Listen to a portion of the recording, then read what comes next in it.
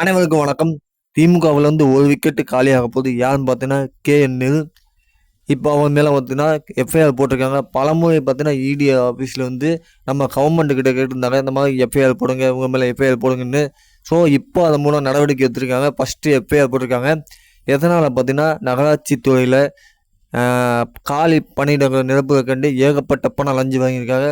ரூ. 634 கோடி லஞ்சம்.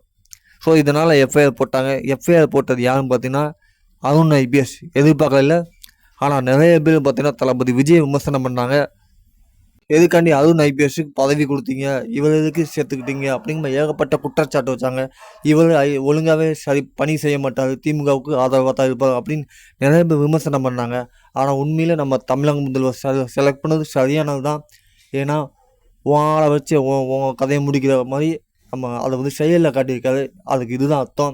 கண்டிப்பாக இப்போ புரிஞ்சுக்கு நம்ம வந்து தளபதியை தவறாக திட்டோன்னு கண்டிப்பாக இப்போ புரிஞ்சுப்பாங்க.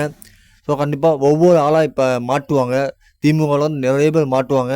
ஏன்னா இப்போ பார்த்தீங்கன்னா ரீசெண்டாக பார்த்தீங்கன்னா திமுக அறிவாலயமே கதறிக்கிட்டு இருக்குது. எங்கே போனாலும் ஒப்பாரி வைக்கிறாங்க. தமிழக வெற்றிக்கழகத்தை பார்த்து ரொம்பவே சந்தோஷமாக இருக்குது. எஃப்ஐஆர் போட்டது மூலமாக இப்போ அறிவாலயமே ஆடி போயிருக்கு. இனிமேல் சம்பவம் இருக்குது. தளபதி விஜய் சம்பவம் தொடர்ந்து பண்ணுவார். நல்லாச்சு.